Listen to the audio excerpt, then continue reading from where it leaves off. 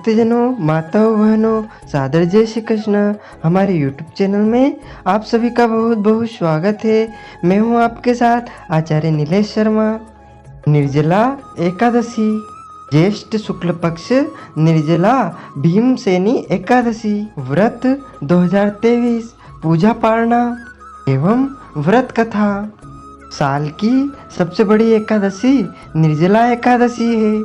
भगवान श्री हरि विष्णु जी का पूजन करना, एकादशी का व्रत रखना, गीता जी का पाठ करना, तुलसी जी का पूजन एवं दर्शन करना, ब्राह्मणों की सेवा करना, दान करना एवं भोजन कराना, गौ माता की रक्षा व सेवा करना। यह 6 कार्य इस कठिन संसार सागर को पार करने के लिए मुक्तिदायक बताए गए हैं।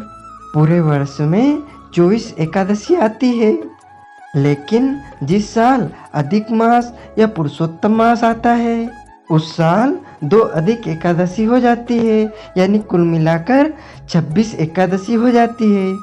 निर्जला एकादशी का व्रत करने से पूरे साल की 26 एकादशियों का फल मिलता है।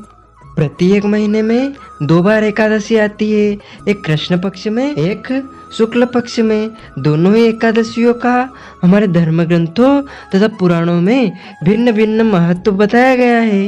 एकादशी का व्रत भगवान श्री लक्ष्मी नारायण का परम प्रिय व्रत है।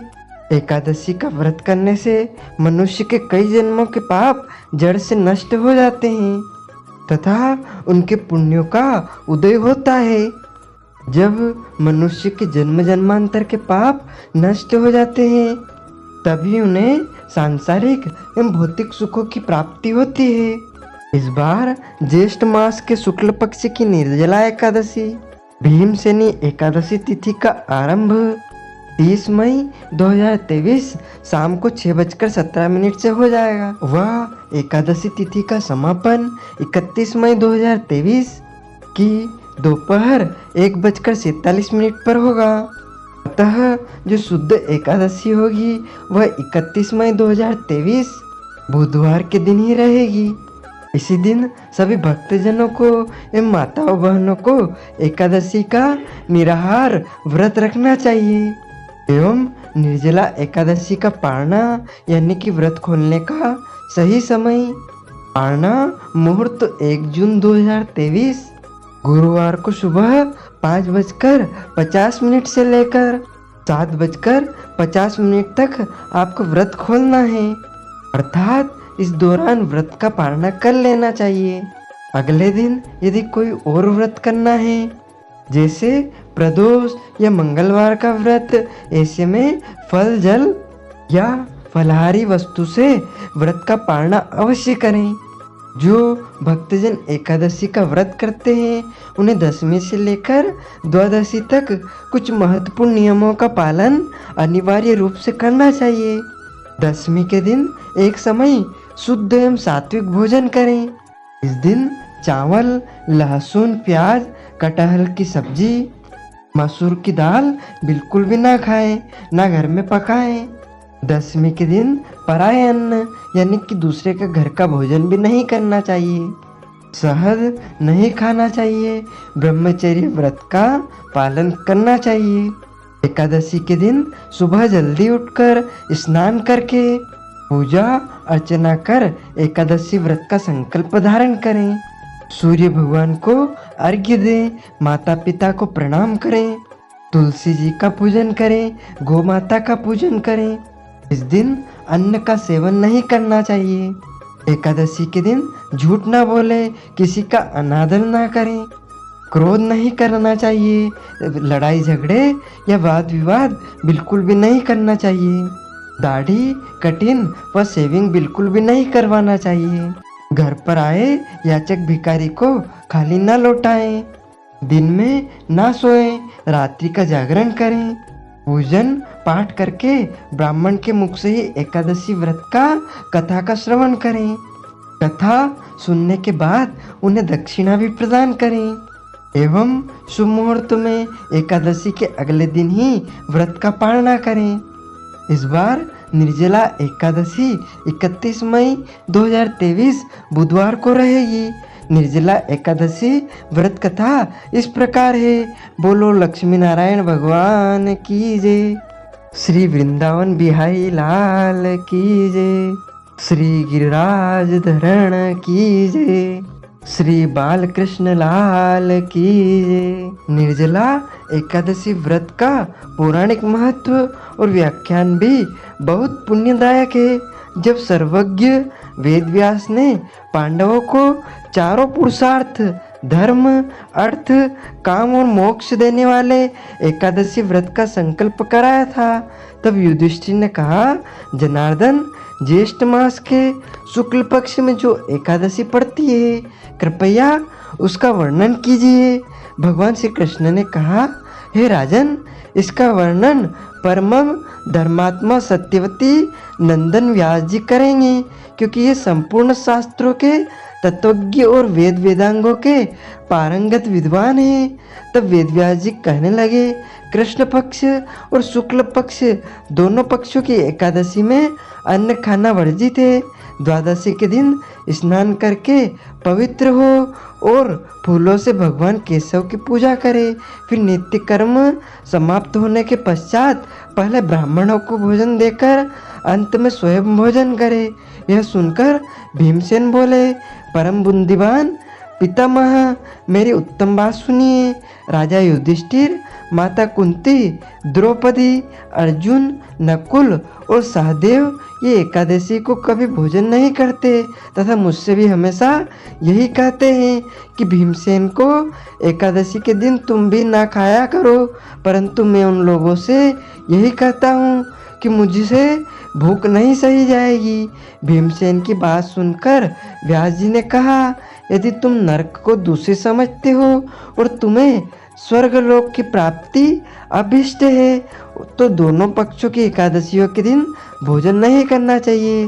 भीमसेन बोले, महाबुद्धिमान पितामह, मैं आपके सामने सच कहता हूँ, मुझसे एक बार भोजन करके भी व्रत नहीं किया जा सकता, तो फिर उपवास करके मैं कैसे रह सकता हूँ। मेरे उदर में व्रक नामक अग्नि सदा प्रज्वलित रहती है, अतः जब मैं बहुत अधिक खाता हूँ तभी यह शांत होती है। इसलिए महामुनि, मैं पूरे वर्ष में केवल एक ही उपवास करता हूँ, जिससे स्वर्ग की प्राप्ति सुलभ हो तथा जिसके करने से मैं कल्याण का भागी हो सकूँ। ऐसा कोई एक व्रत निश्चय कर बताइए, मैं उसका यथोचित रूप से पालन करूँगा। व्यास जी ने कहा, भीम, ज्येष्ठ मास में सूर्य वृष राशि पर हो या मिथुन राशि पर, शुक्ल पक्ष में जो एकादशी हो उसका यत्न पूर्वक निर्जला व्रत करो। केवल कुल्ला या आचमन करने के लिए मुख में जल डाल सकते हो, उसको छोड़कर किसी भी प्रकार का जल विद्वान पुरुष मुख में न डाले, अन्यथा व्रत भंग हो जाता है। एकादशी को सूर्योदय से लेकर दूसरे दिन के सूर्योदय तक मनुष्य का जल का त्याग करे तो यह व्रत पूर्ण होता है। तदंतर द्वादशी को प्रभात काल में स्नान करके ब्राह्मणों को विधि पूर्वक जल और सुवर्ण का दान करें। इस प्रकार सब कार्य पूरा करके जितेंद्रिय पुरुष ब्राह्मणों के साथ भोजन करे। वर्ष भर में जितनी एकादशियां होती है उन सबका फल निर्जला एकादशी का पालन मात्र से मनुष्य को प्राप्त कर लेता है, इसमें तनिक भी कोई संदेह नहीं है। शंख चक्र और गदा धारण करने वाले भगवान केशव ने मुझसे कहा था कि यदि मानव सबको छोड़कर एकमात्र मेरी शरण में आ जाए और एकादशी को निराहार रहकर यह व्रत सब पापों को छूट जाता है। एकादशी व्रत करने वाले पुरुष के पास विशालकाय, विकराल आकृति और काले रंग वाले दंड पासधारी भयंकर यमदूत जाते हैं। अंतकाल में पीताम्बरधारी सौम्य स्वभाव वाले, हाथ में सुदर्शन धारण करने वाले और मन के समान वैभवशाली विष्णुदूत आखिर इस वैष्णव पुरुष को भगवान विष्णु के धाम ले जाते हैं। अतः निर्जला एकादशी को पूर्ण यत्न करके उपवास और श्री हरि का पूजन करो। स्त्री हो या पुरुष, यदि उसने मेरु पर्वत के बराबर भी महान पाप किया हो तो वह सब इस व्रत को करने से छूट जाता है। जो मनुष्य उस दिन जल का नियम का पालन करता है वह पुण्य का भागी होता है।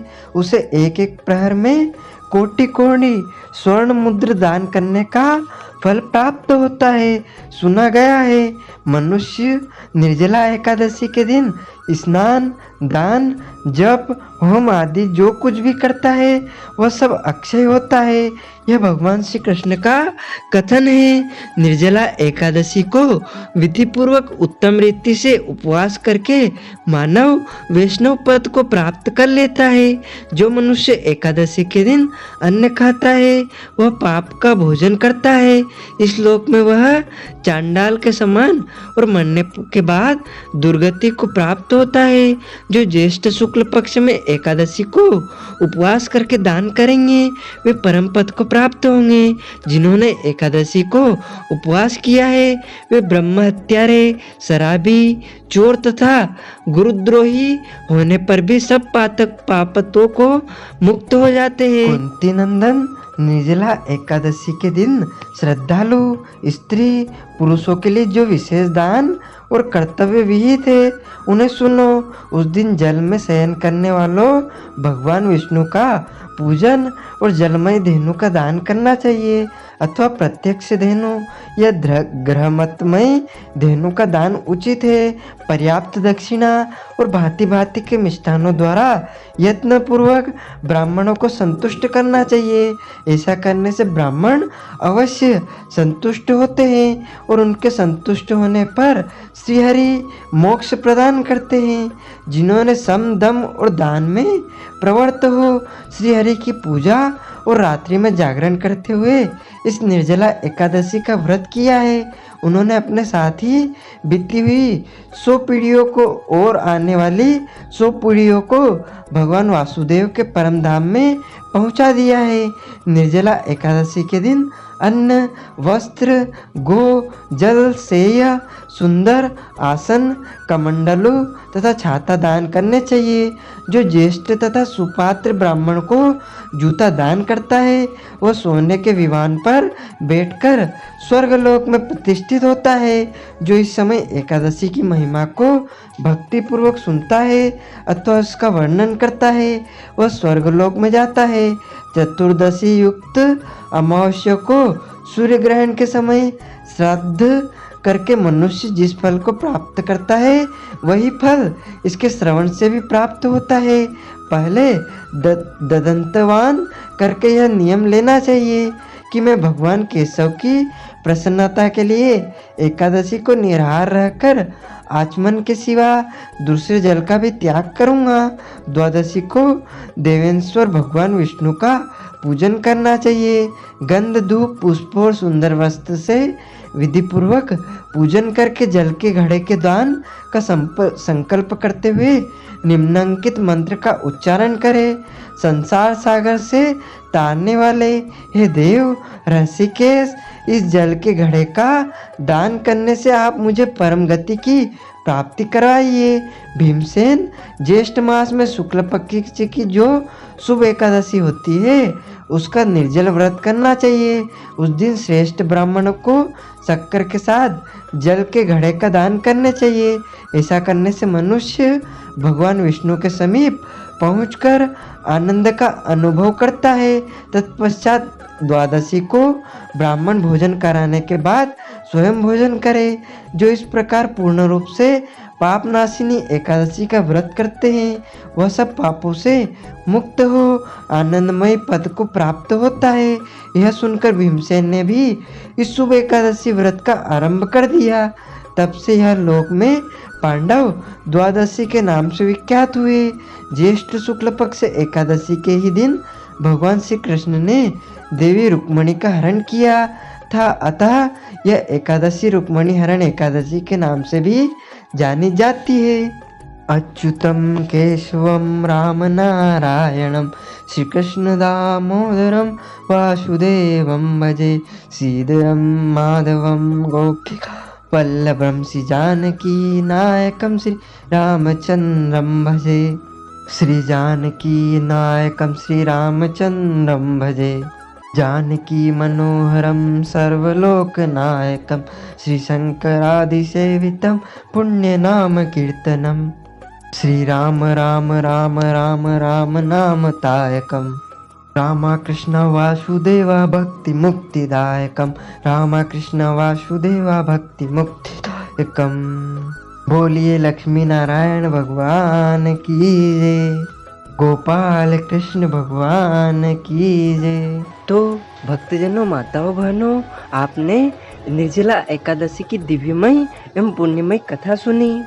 अगर आप निर्जला एकादशी, भीमसेनी एकादशी के निमित्त दान पुण्य करना चाहते हैं, नगद राशि प्रदान करना चाहते हैं, तो आप हमें हमारे फ़ोनपे के माध्यम से नगद राशि प्रदान कर सकते हैं और निर्जला एकादशी का संपूर्ण पुण्य फल प्राप्त कर सकते हैं। आपको और आपके पूरे परिवार को सादर जय श्री कृष्ण, सादर धन्यवाद।